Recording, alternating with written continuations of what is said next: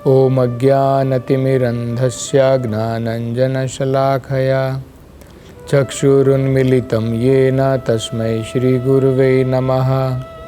नमो ॐ विष्णुपदाय कृष्णप्रेष्ठाय भूतले श्रीमते भक्तिवेदान्तस्वामिन् इति नामिने। नमस्ते सरस्वते देवे गौरवाणी प्रचारिणे निर्विशेषशून्यवादी पाश्चात्यदेशतारिणे। जय श्री कृष्ण चैतन्य प्रभु नित्यानंद श्री अद्वैत गदाधर श्रीवासदि गौरभक्तवृंद। हरे कृष्णा कृष्ण कृष्णा हरे हरे, हरे राम राम राम हरे हरे। हरे कृष्ण। तो भागवत के पिछले अध्याय में हमने चर्चा की थी कैसे इन महान संतों ने राजा वेण के शरीर से जब उसके दोनों पांव का मंथन किया, जंघा का मंथन किया, तो उसमें से एक पुरुष ने जन्म लिया जो छोटे कद का था और जिसका नाम था बाहुका। उसने जन्म लेने के पश्चात एक निषाद का रूप था और राजा वेण के जितने भी पाप कर्म के फल थे उन सब का उसने जो है शोषण किया। मतलब अब राजा वेण का शरीर पाप कर्मों के फल से मुक्त हो गया था। तो अब इसके पश्चात इन महान संतों ने राजा वेण के शरीर के दोनों भुजाओं का मंथन प्रारंभ किया और इन भुजाओं के मंथन के प्रारंभ करने के पश्चात उसमें से एक पुरुष और एक स्त्री ने जन्म लिया। तो पुरुष जो हैं वो भागवतम में बताए गए हैं भगवान विष्णु के शक्त्या आवेश अवतार। भगवान के अनेकों प्रकार के अवतार होते हैं। कुछ भगवान के डायरेक्ट अवतार होते हैं जैसे नरसिम्हा है, वराह अवतार है, मत्स्य अवतार हैं। ये अवतार स्वयं भगवान लेते हैं। ये भगवान का ही विस्तार होता है। लेकिन कुछ अन्य विस्तार भगवान के कुछ ऐसे अवतार होते हैं जिन्हें शक्त्या आवेश अवतार कहा जाता है। शक्त्या आवेश का मतलब होता है, बड़ा सरल है समझना, जब किसी जीव के अंदर में भगवान अपनी शक्ति प्रदान करते हैं।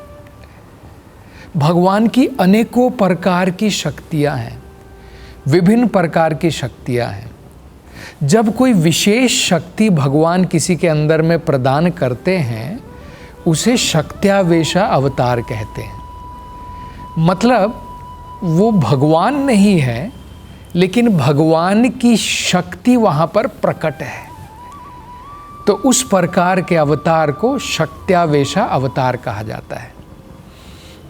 जैसे कुछ उदाहरण हम देख सकते हैं। वेद व्यास जी जो हैं भगवान की आध्यात्मिक विद्या शक्ति के अवतार हैं। वेद व्यास स्वयं भगवान नहीं है। ऐसा नहीं है कि भगवान कृष्ण विष्णु जो है उन्होंने अपना विस्तार किया वेद व्यास के रूप में। वेद व्यास जो है हमारी ही भांति जीवात्मा है, वो परमात्मा नहीं है। लेकिन भगवान की कुछ विशेष शक्ति उनके अंदर में प्रकट है। भगवान की कृपा से। तो उनके अंदर में आध्यात्मिक विद्या की शक्ति प्रकट है, जिसके कारण उन्होंने 4 वेदों की और सारे के सारे जो हम देखते हैं उपनिषद और महाभारत और रामायण, पुराणों की, इन सब की रचना जो है उन्होंने की। एक और उदाहरण हम देख सकते हैं।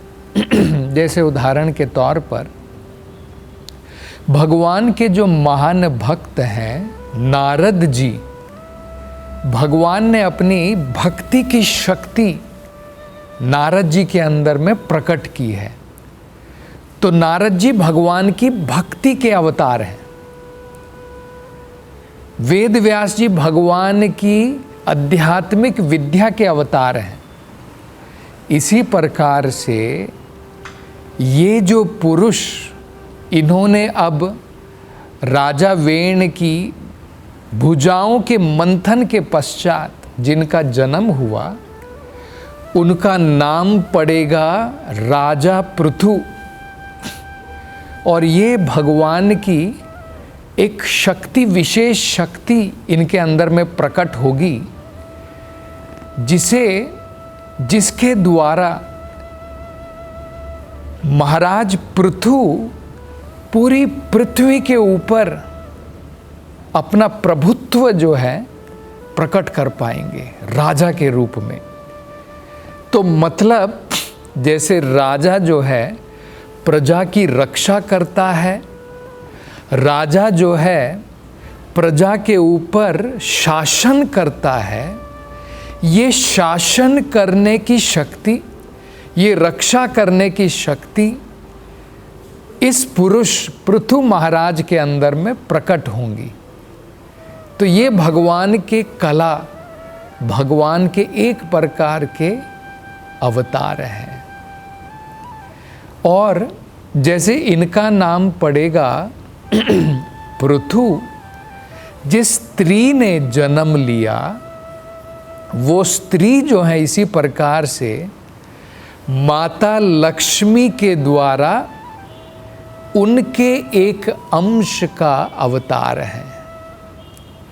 उनका नाम पड़ेगा अर्ची। तो भागवत में कहा है कि जिस प्रकार से लक्ष्मी भगवान विष्णु से कभी अलग नहीं होती हैं, हमेशा भगवान के संग में माता लक्ष्मी रहती हैं, ठीक इसी प्रकार से अर्ची समय आने के पश्चात में राजा पृथु के साथ में उनका विवाह जो है संपन्न होगा। तो ये जो प्रसंग है यहाँ पर जो भागवत में राजा पृथु और अर्ची के बारे में बताया गया है, ये बड़ा महत्वपूर्ण है, क्योंकि यहाँ पर बताया गया है कि भगवान विष्णु और लक्ष्मी जो है कभी भी अलग नहीं होते हैं। इसलिए आप देखते हैं कृष्णा भावनामृत में हम हमेशा भगवान की उपासना भगवान की अंतरंगा शक्ति के साथ में करते हैं, क्योंकि भगवान की शक्ति, अंतरंगा शक्ति भगवान से कभी अलग नहीं होती है। इसलिए हम लक्ष्मी नारायण, सीता राम, राधा कृष्णा, इस प्रकार से भगवान की उपासना भगवान की अंतरंगा शक्ति के साथ में होती है। ये जो हरे कृष्णा मंत्र है, इसमें भी माता लक्ष्मी, माता सीता या राधा रानी, उनका भी उच्चारण है जो भगवान की अंतरंगा शक्ति है।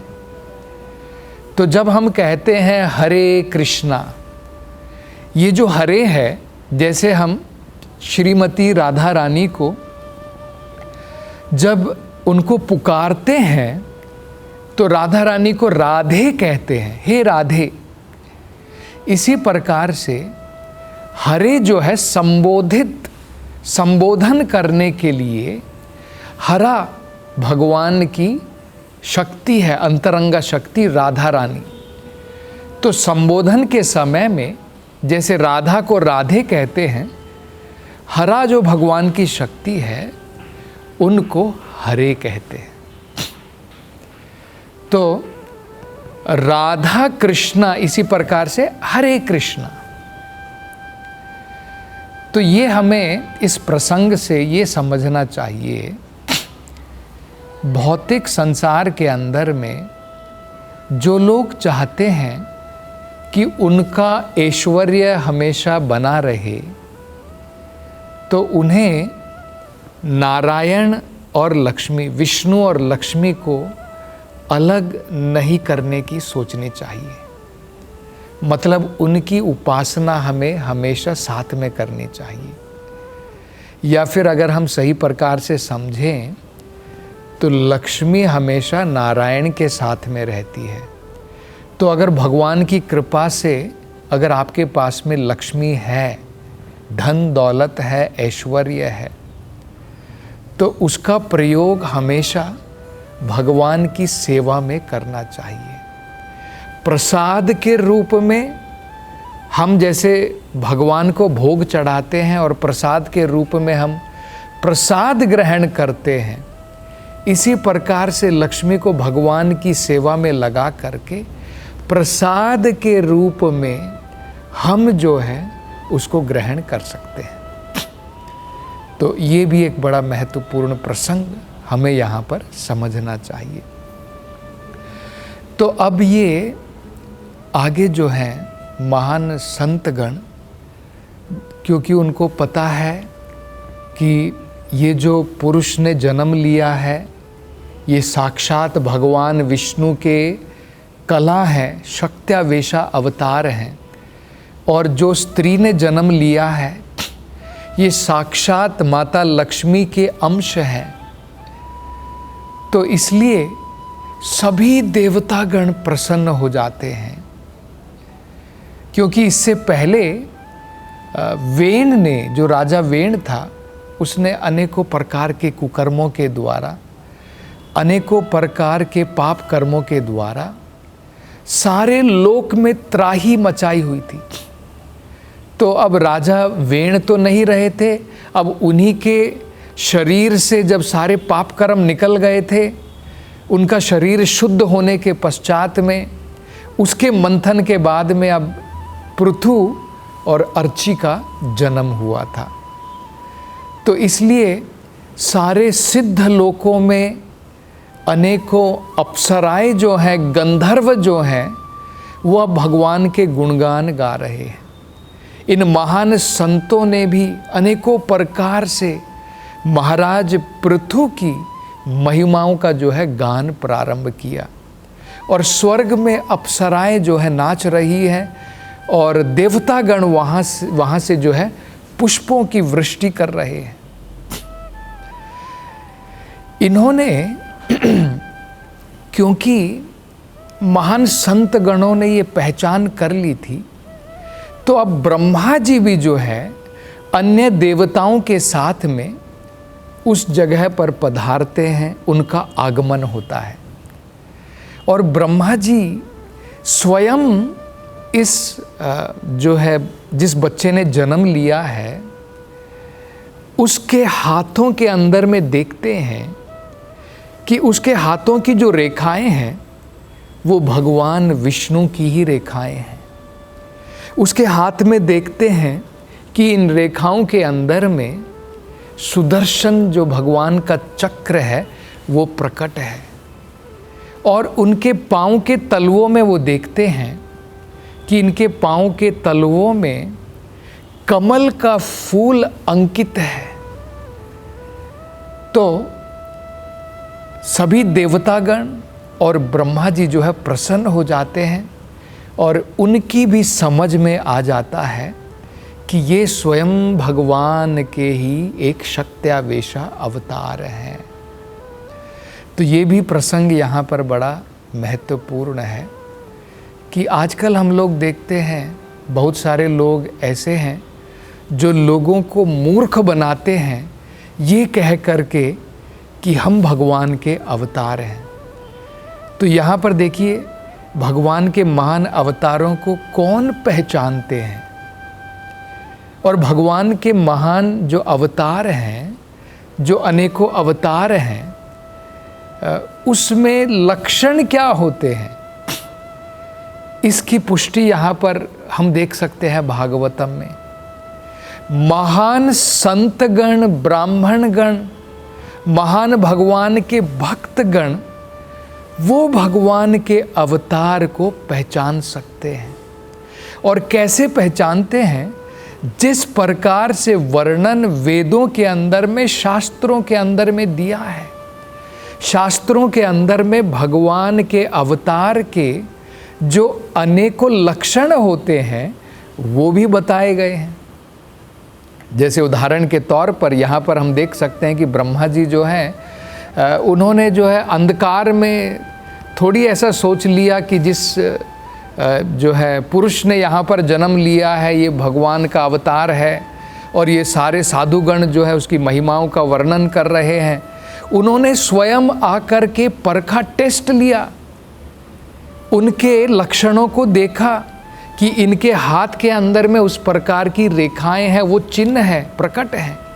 इसी प्रकार से उनके पाँव के तलवों में वो चिन्ह अंकित हैं जो भगवान विष्णु के चिन्ह हैं।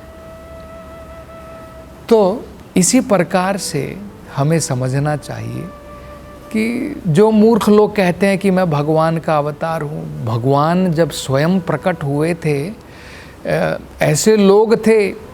एक व्यक्ति, एक राजा था जिसने अपना नाम वासुदेव घोषित कर दिया था और कह दिया था कि ये जो कृष्ण है, वसुदेव के पुत्र, ये नकली वासुदेव है, मैं असली वासुदेव हूँ। तब भगवान ने जो है इस प्रकार के जो व्यक्ति, इस राजा ने जो भगवान की नकल की थी, तुरंत भगवान ने जो है उसको मार गिराया था। तो मतलब ये जो नकली अवतार अपने आप को विष्णु के अवतार घोषित करते हैं, उनका दंड एक्चुअली मृत्यु दंड है। अन्यथा भगवान के जो अवतार होते हैं उनका वर्णन तो वेदों में दिया है और उनके अंदर में उस प्रकार के लक्षण प्रकट होते हैं। अब अगली कथा में हम देखेंगे अलग अलग देवतागण आएंगे और अपनी तरफ से महाराज पृथु को अनेकों प्रकार की भेंट प्रदान करेंगे। उसकी चर्चा अगली कथा में करेंगे। हरे कृष्णा।